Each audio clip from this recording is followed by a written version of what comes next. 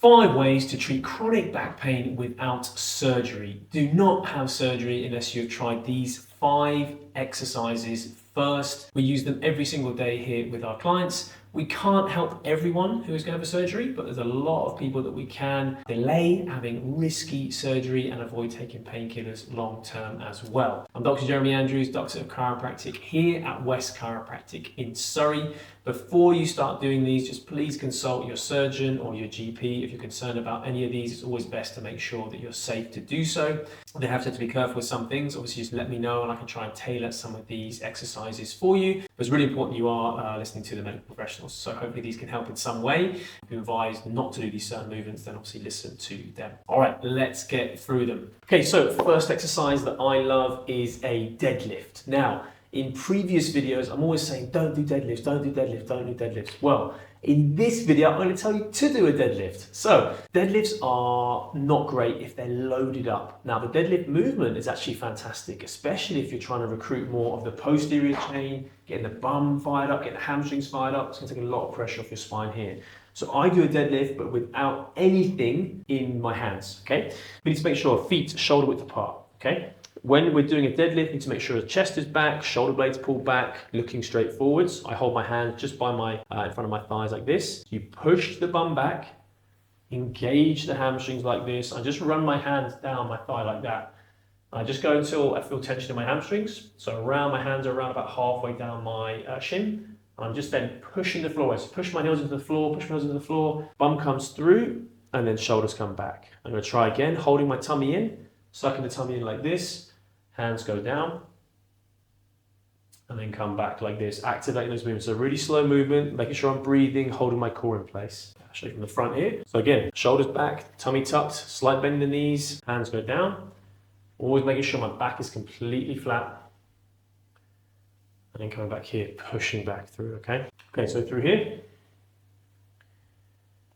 like this. This is not good, okay? You need to make sure that back here, completely flat, and then pushing back through like this. Anything from 10 to 15 reps, absolutely perfect. Remember, no weight, okay? Okay, so second exercise is gonna be the plank. The plank is great for reducing chronic back pain and helping us to avoid surgery. So let me show you the plank right now. Let me show you first option on the plank is gonna be on the knees like this, okay? So on the knees, just on my forearms, resting down like this, keeping my back nice and flat, just making sure we are sucking the tummy button in and holding it like this. You can come out a little bit further as well, or you can do it on hands like this. So again, in a plank position, shoulders like that. Now, the more advanced is going to be on all fours, but in an actual plank position like this.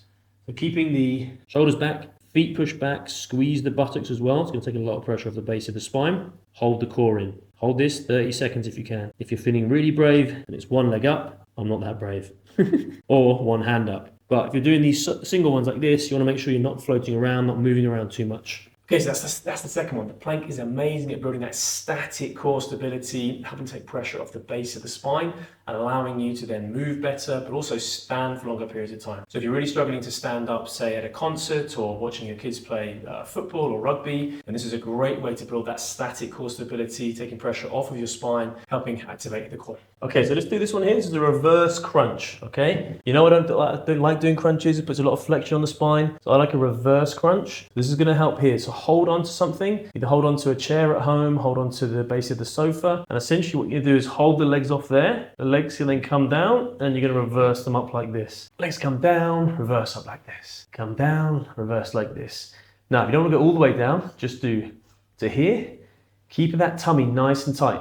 Don't let too much of a gap come into your lower back. Keep holding on, so it's going to cause a lot of straight line tension, which is good. If you're struggling with 2 legs, just go to 1. So we go 1, 2, 3, 4. Great way to build that midline stability. So on to number 4, we're going to do the wood chops. Okay, wood chop is a great way to get that diagonal stability. So if you ever watched a Miss Beauty pageant, they wear those sashes, the muscles run in a fascia that's kind of across from right hip to left shoulder. And when you walk, those fascial chains, those fascial planes can start to move you better. When you're running, they help to propel you faster as well, keeping everything nice and secure. So let me show you the wood chop. Okay, so wood chop. Now, you can do this with a ball, you can do it with a weight, whatever you want. I'm gonna do it with nothing in my hand, just hold my hands like this. So I love this because it starts on the bottom here. You bend your legs. I'm taking it all the way up like this. So nice bend down like this, and coming like that. So I'm not twisting, I'm not moving, keeping it in one plane like that. I'm just moving up like that. A lot of the movement comes from the core, but also from the knees as well. You go both sides. So from here, moving all the way through like this. Here, all the way through like this. Again, anything from 10 to 15 reps is great on both sides. 3 sets through is going to really help with that lateral stability. So when you walk, this stays in place. Okay, you ever seen those models when they walk like this? You need to make sure you've got that lateral stability, keep the pelvis nice and contained, take a lot of stress off the mid-spine as well. Okay, we're doing great so far. So that's 4 through, okay? 4 amazing exercises to help increase that stability in your back, reducing chronic back pain, helping you get off Nurofen, paracetamol, hopefully nothing other, more sinister than that in terms of your gabapentin, amitriptyline, oromorph, naproxen. Those are drugs you don't want to be taking for too long. So try some of these exercises to increase that strength and help take pressure off your spine. Now, last but not least, number 5. So this is a hollow hold, okay? So this comes from my CrossFit movements. Those of you who don't know, I got a CrossFit gym. Hate it or love it, I quite like it if done in the right way. So a hollow hold is essentially where your arms are coming back like this at 45 degrees. Beginning one will be starting like this, making sure the stomach is sucked in, tummy button pulled right down, keeping this nice and flat. And that will be your first starting hollow hold there, making sure the head's not going too far up like this. That's just going to turn on the movement, okay? Now, you can rest your head down like that. I like to keep it up like that because it tenses up the abs. Next phase will be one leg out. You see them, I'm starting to shake, come back in, or just go a little bit like this, and then come back in, okay? Left leg, come back in, really advanced, 2 legs. I can't do that for too long. I'm not that fit. And then one more, coming back in like this. So you need to make sure that you're holding that hold for at least 20 seconds to get some sort of static stability. Very similar to the plank. It's going to help you when you're standing up for long periods of time. It's going to help you when you're watching footy games, or it's going to help you when you're watching concerts or walking long distances. So you need to make sure we are holding that for a good amount of time. Start with the knees in. It's going to take a lot of pressure off those areas. All right, there we have it. My 5 top ways to reduce chronic back pain and preventing surgery. If you like the video, hit the like button. If you know anyone suffering with chronic pain in their back, then please share this with them, subscribe to the channel, and you can grab copies of my best-selling books, The Secret Cure to Back Pain, How to Avoid a Lifetime of Painkillers and Surgery, and Transform Your Back. See you next time.